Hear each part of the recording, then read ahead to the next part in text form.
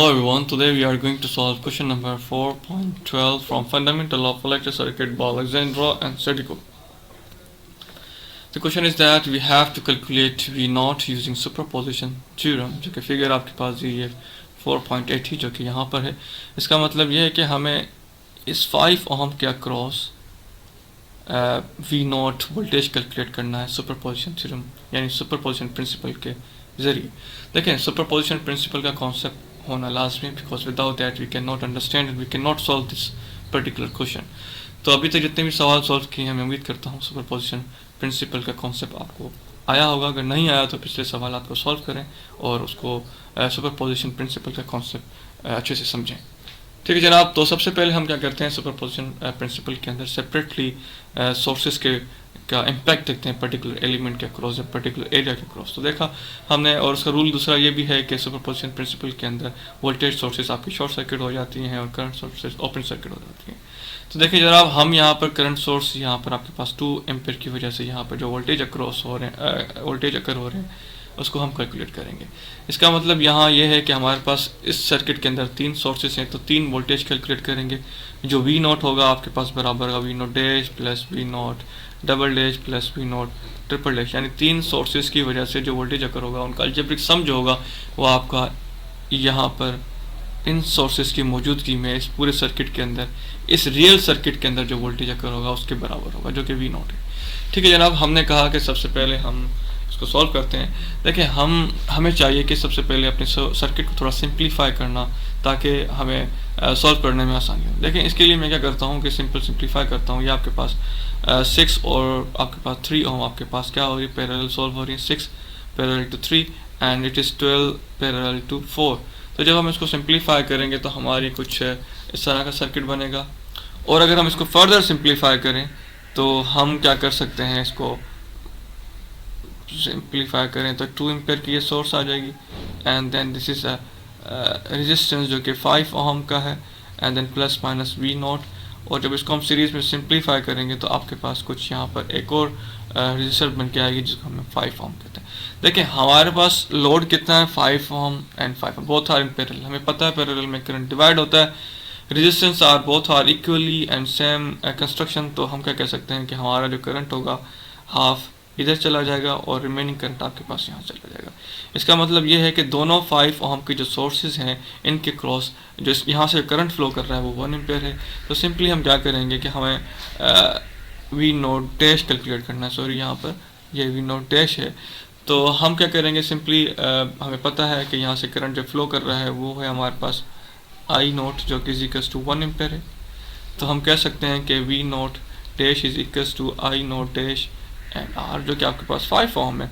Then V naught dash is equals to I naught dash आपके पास 1 ampere आ रहा है। देन आर आपके पास कितना है, 5 ओम।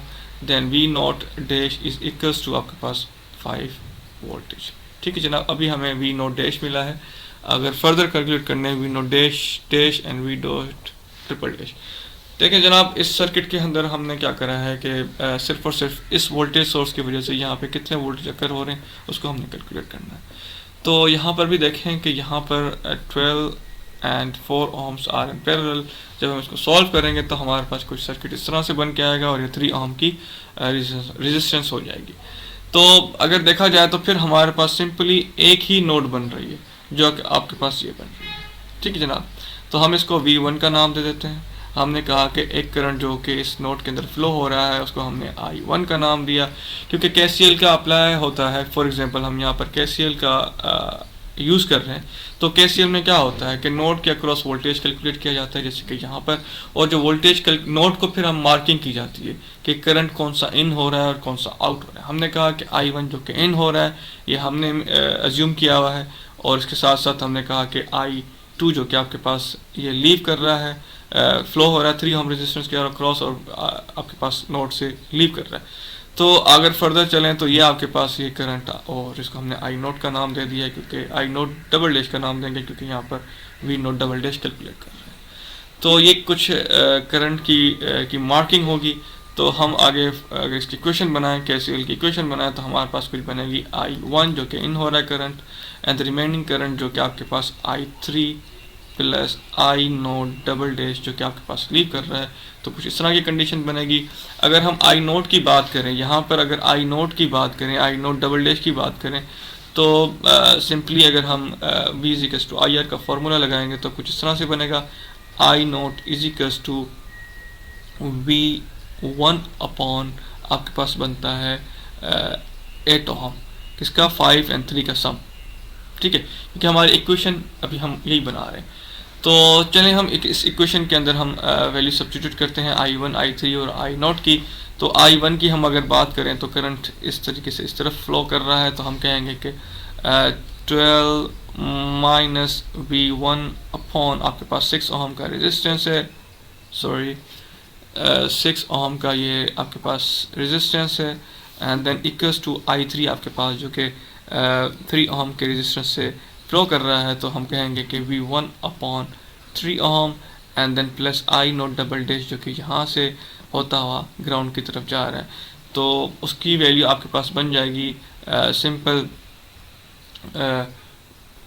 v1 upon 8। मैंने कहा 8 ओहम रेजिस्टेंस आपके पास आ रहा है 3 एंड प्लस 5 ओहम के सम से। ठीक है जनाब, आगे चलते हैं, फर्दर सॉल्व करते हैं। जब इस इक्वेशन को हम सिंप्लीफाई करेंगे तो हमारे पास जो एंड में इक्वेशन बनेगी वो कुछ इस तरह की बनेगी, 41 माइनस आपके पास 4v1 minus 11v1 is equals to 0। जब हम इसको फर्दर सिंप्लीफाई करेंगे तो हमारे पास v1 जो मिलेगा v1 is equals to 3.2 volt. ठीक है जनाब, ये हमारे पास आ गया v1 जो कि आपके पास यहाँ पर है। हमें क्या कैलकुलेट करना है, v नोट। v नोट के लिए आई नोट पता होना लाजमी है, तो हम कैलकुलेट कर लेंगे v नोट।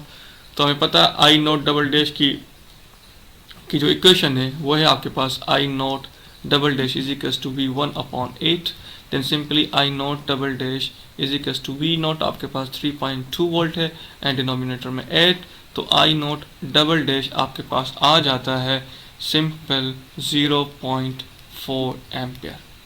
ठीक है, हमने कहा तो आई नोट डैश जब पता चल गया है तो जाहिर सी बात है वी नोट डबल डैश भी पता चल जाएगा, क्योंकि v is equals to I R का फॉर्मूला लगेगा, I naught double dash and then आपके पास r जो कि यहाँ पर 5 ओम है।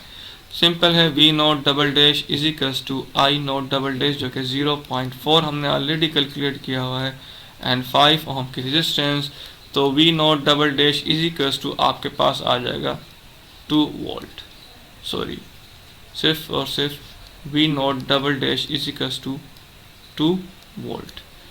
ठीक है, मैं उम्मीद करता अगर हमने अभी v naught double dash calculate कर लिया है, बाकी सोर्सेज की वजह से क्या वोल्टेजेस आ रहे थे हमने कैलकुलेट कर लिए, तो फाइनली हमारे पास v नोट 19 वोल्टेज की सोर्स की वजह से यहाँ पर क्या वोल्टेज अकर हो रहे हैं 5 ओम के अक्रॉस, वो हमने अभी कैलकुलेट करना है। वही बात है, सिंपली आपके जो करंट सोर्सेज हैं उसको हमने ओपन कर दिया है, वोल्टेज सोर्सेज जो रिमेनिंग थी उनको हमने शॉर्ट सर्किट कर लिया है। तो सिंपली यहाँ पे हम सिंप्लीफाई करेंगे पहले सर्किट को, जो कि 6 ओम इज़ पैरेलल टू 3, तो आपके पास कुछ सर्किट इस तरह से बनेगा और 2 ओम की रेजिस्टेंस यहाँ पे आ जाएगी। वही बात दोबारा हम यहाँ पर KCL का अप्लाई करेंगे। KCL के लिए हमने नोड को आइडेंटिफाई करना होता है, तो हमने कहा एक नोड हमारे पास ये है, तो नोड हमें आइडेंटिफाई कर लिए। अब उसके बाद हम करंट मार्किंग करेंगे। करंट मार्किंग के लिए हमने कहा कि एक करंट आपके पास ये फ्लो हो रहा है जिसको हमने I1 का नाम दे दिया, एक करंट आपके पास ये फ्लो हो रहा है जिसको हमने I2 का नाम दे दिया, और एक करंट आपके पास ये फ्लो कर रहा है जिसको हमने I नोट ट्रिपल डैश का नाम दे दिया, क्योंकि हमें V naught triple dash calculate करना है। तो KCL अप्लाई करते हैं। KCL अप्लाई कर लिया, करंट की मार्किंग कर ली। अब हम इसकी इक्वेशन बना लेते हैं। आज का सवाल हम थोड़ा फास्टली चल रहे हैं, इसकी वजह यह है कि थोड़ा लंबा सवाल है। तो इसके जब हम इक्वेशन बनाएंगे तो कुछ इस तरह की बनेगी, I1 is equals to I2 plus I naught. ठीक है जनाब, क्योंकि हमारे पास एक करंट है जो कि I1 इन हो रहा है, बाकी रिमेनिंग आपके पास लीव कर रहा है। तो I1 की अगर हम बात करें तो I1 क्या है हमारे पास, देखें I1 हमारे पास होगा 19 माइनस V1, जो ये करंट आपके पास से इन हो रहा है।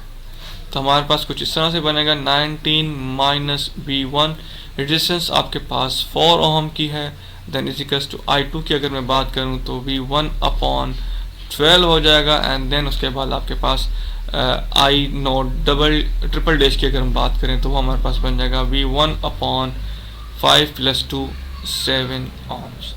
ठीक है जनाब, हम जब इस इक्वेशन को हम फर्दर सिंप्लीफाई करेंगे तो हमारे पास कुछ इस तरह की वैल्यूज़ आना शुरू हो जाएंगी, जो कि आपके पास इक्वेशन बनेगी, सॉरी, तो इस तरह की बनेगी 399 minus 21 V1 minus 19 V1 equals to 0।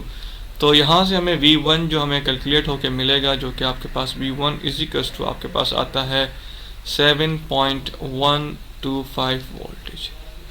हमने कहा V1 कैलकुलेट हो गया है, हमें कैलकुलेट करना है V note dash, V naught triple dash, sorry V naught triple dash. उसके लिए हमें पता करना होगा I नोट ट्रिपल डैश क्या है, क्योंकि हमें पता है V is equals I naught triple dash की जो वैल्यू है हमारे पास इक्वल्स टू आपके पास आ रही है, यहाँ पे सॉरी ट्रिपल डैश है, V1 अपॉन 7।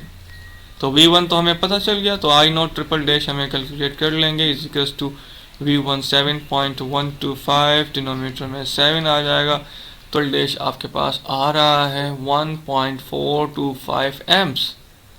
ठीक है, आपके पास I नोट ट्रिपल डैश मिल गया, तो हमें पता है V naught triple dash is equals to आपके पास I नोट ट्रिपल डैश, और उसके बाद रेजिस्टेंस के क्रॉस फाइंड कर रहे हैं हम 5 ओम के रेजिस्टेंस के क्रॉस, तो वो आता है 5। तो हम जब इसकी वैल्यूज पुट करेंगे, triple dash is equals to I naught triple dash 1.425 and then 5 ohm, तो हमारे पास V नोट ट्रिपल डैश आ जाएगा simple 7.125 volt. According to superposition principle, तो हमें क्या करना होगा, V नोट कैलकुलेट करने के लिए जितने भी अभी वोल्टेजेस कैलकुलेट किए उनका अलजेब्रिक सम होगा। तो हमने सबसे पहले V नोट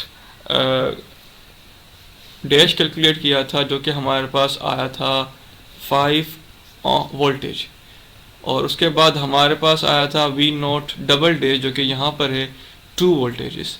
ठीक है जनाब, तो हमें सिंपली अलजेब्रिक सम करना है। V नोट डैश आपके पास 5 है, उसके बाद 2 वोल्टेजेस हैं V नोट डबल डैश के, और अभी ट्रिपल डैश हमने कैलकुलेट किया जो कि 7.125 है, तो V नोट आपके पास आ जाएगा 14.125।